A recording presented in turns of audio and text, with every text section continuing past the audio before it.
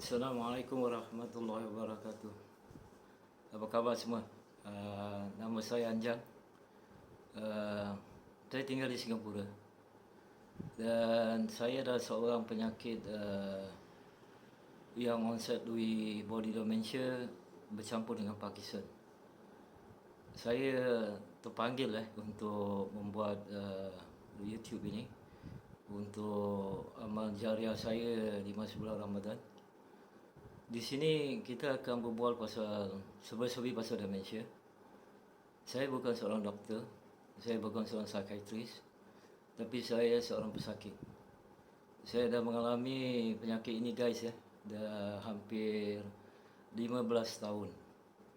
Dan saya mendapat diagnosis yang lambat, iaitu pada tahun 2017. Dan keadaan itu, semasa itu keadaan saya betul-betul kritikal. Isteri saya telah diberitahu supaya memasukkan saya kepada tempat nursing home. Dan juga doktor memberi saya hanya 2 tahun untuk hidup. Kerana Lewy body dementia, yang onset Lewy body dementia adalah satu dementia, keadaan demensia, condition dementia yang paling agresif, progresif dan very terminal. Tetapi saya tak berputus asa. Saya terus seperti biasa bila dengar, pasal saya tak pernah dengar pasal dementia. Selepas tu saya selidiki dementia through Facebook, daripada YouTube, daripada Google dan segala-galanya yang saya dapat. Jadi di situ saya kirakan kesedihan pada masa tu. Dalam masa sebulan saya terus berhentikan. Dan kerana kita seorang Muslim, kita tidak boleh berputus asa. Dan saya terus mendapatkan semua informasi pasal berkenaan dementia. Selepas tu saya preparekan anak isteri saya. Saya panggil mereka seorang demi seorang dan saya terangkan. Mereka terkejut, mereka sedih, mereka tidak sangka seorang ayah yang begitu mempunyai pekerjaan yang mantap, seorang ayah yang benar-benar cuba mengikuti sunnah Rasulullah SAW, dan saya mendapat penyakit ini. Jadi sekiranya semua tahu, dementia adalah bukannya satu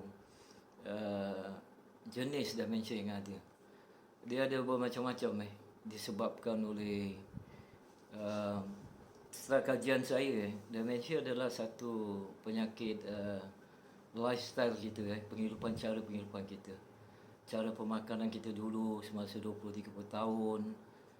Semasa kita muda, kita tidak menjaga badan kita dengan baik, kita tidak menjaga penghidupan kita dengan baik. Kita makan apa saja yang kita kendaki. Jadi itu yang menyebabkan selepas beberapa tahun 10-20 tahun barulah dementia itu timbul. Bila dementia timbul saya dalam keadaan yang kocar-kacir pasal apa? Cara connectively berarti cara otak kita sudah semakin mati. Jadi saya tidak setuju kalau dikatakan penyakit dementia sebagai nyanyuk. Nyanyuk kalau dalam arti English dalam arti bahasa Inggeris adalah senile.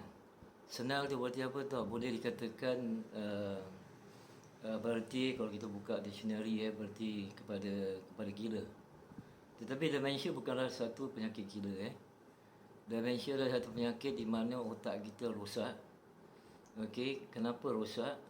Kerana protein yang berada di dalam otak kita dan charging glukos yang untuk otak kita itu uh, mendapat satu kondisi yang di mana dia tidak dapat berfungsi.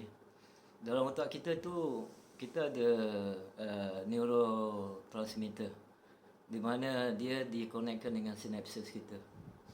Jadi bila satu sinapses ni sudah rosak, dia tidak dapat berhubung, tak dapat transmitkan apa-apa untuk neuron yang lain, dan itu yang bertambahkan dia rosak, dan itu menambahkan gejala-gejala sakit penyakit otak kita. Jadi pada saya yang membuat demensia berlaku sampai sekarang saya bukan doktor, saya bukan psikiatris, saya bukan apa-apa Saya berpandukan pengalaman saya dan research yang telah saya lakukan selama ni bertahun-tahun, tiap-tiap hari pagi, malam, petang.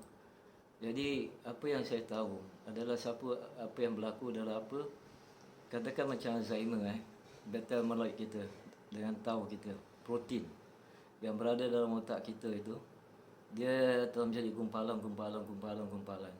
dan itu mematikan, dan dia tidak dapat sinapses itu tak dapat berhubung. Jadi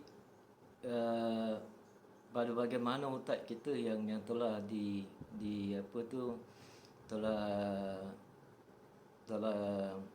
telah berlakunya perkara-perkara begitu. Jadi itu yang membuat kita menjadi lupa. Kita bertanya soalan yang sama, kita halusinasi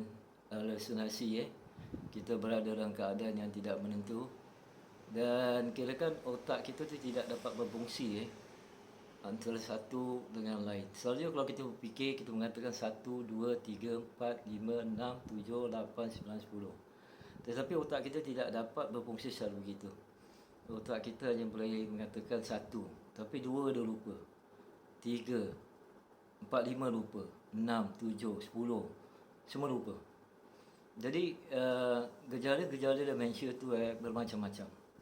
Kerana bila anda melihat seorang yang ada demensia, bukan berarti anda telah melihat demensia yang sama. Pasal apa? Ini terserah kepada bahagian otak mana yang telah dijangkiti, yang telah rosak. Jadi guys, orang pun bertanya kenapa Anjang sampai 15 tahun dah dapat bertahan. Dia ada dia punya rahsia, cara-cara dia, teknik dia, strategi dia. Banyak kerja keras yang harus kita lakukan.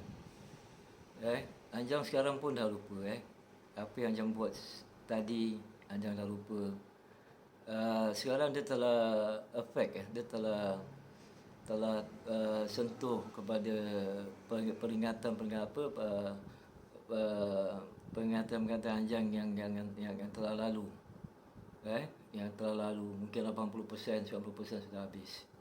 Tetapi ingat, Anjang masih lagi sustain, masih lagi bertahan. Memang demensia ni satu penyakit yang menggila. Jadi sebab tu Anjang tidak setuju bila demensia ini dipanggilkan dengan perkataan nyanyuk. Nyanyuk tu ibarat kita bukan setakat lupa, tapi banyak perkara-perkara yang seperti kenapa kita melata. Ada orang melata dia kerana pemikiran dia sudah menjadi satu tabiat tu. Tapi penyakit demensia ni bukan satu tabiat. Dia adalah satu penyakit yang menjejas fungsi neurotransmitter otak kita. Dan otak kita tu sekiranya kalau kita dapat diagnosis yang cepat, kita dapat pergi berjumpa dengan doktor, dan kita melalui beberapa test. Kita ada written test kita, oral test kita, ada apa semua. Dan selepas tu bila doktor sudah pasti mengatakan kita mungkin ada demensia, kemungkinan kita akan pergi MRI. Di situ nanti kita boleh nampak otak kita terganggu. banyak kirakan otak kita mungkin menjadi kecil, dan banyak kirakan bahagian-bahagian yang telah dijangkiti. Macam Lewy body dementia. Lewy body demensia alpha synuclein, satu protein yang telah menutupi yang merosakkan kita punya otak kita. Jadi guys, Anjang tidak akan lama-lama. Anjang akan continue tiap-tiap hari dalam bulan demensia ni, cuba menerangkan tentang bagaimana cara kita untuk kita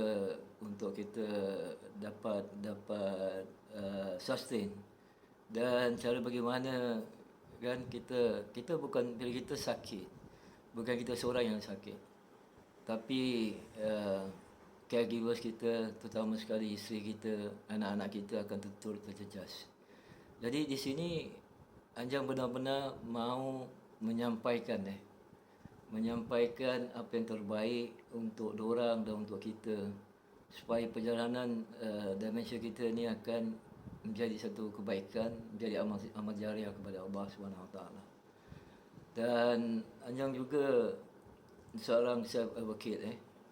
Anjang mempunyai Facebook The Capan Malay Dementia Community, dan Anjang kita melakukan lawatan ke rumah untuk orang-orang sakit demensia, untuk kita mengajar caregivers bagaimana untuk menjaga orang-orang demensia, bagaimana untuk kita intervene, untuk macam mana kita untuk sekiranya kalau perkara terlampau teruk sangat, dan cari bagaimana kita untuk mendapatkan balik orang yang kita sayang tu menjadi tenteram, menjadi baik dan mendengar cakap kita. Ini satu ujian yang paling berat, tetapi ingatlah Allah SWT tu sentiasa ada mendengar doa kita, dan insya-Allah kita akan dapat melalui ujian ini dengan yang terbaik. Jadi nanti di video yang akan datang, perlahan-lahan Anjang akan berkongsi. Anjang sekarang dalam moderate to late stage. Anjang pun kena attacks banyak, teruk. Jadi video ini akan terus berjalan sehingga Anjang mengembuskan nafas yang terakhir. Jadi Anjang akan terangkan banyak cara dan banyak kaedah, strategi yang dapat kita membantu diri kita sendiri sebagai seorang demensia, dan juga caregivers kita, dan cara bagaimana untuk kita hidup dengan lebih bersyukur, dengan lebih kita tenang, dan lebih penghidupan tu lebih diberkahi oleh Allah SWT. Ingat tak semestinya bila ada demensia adalah satu hukuman mati. Because demensia adalah terminal. Terminal berarti penyakit yang tidak boleh. Terminal tu berarti akan berakhir dengan kematian. Demensia tu incurable, tidak ada ubat. Sampai sekarang tiada doktor yang dapat menemukan ubat untuk demensia. Ubat yang ada mereka cuba sini, cuba sana. Tetapi side effect kepada demensia itu sendiri lebih dahsyat. Anjang dah cuba. Dia lebih dahsyat daripada kebaikan. Dan juga demensia progresif. Progresif makna dia terus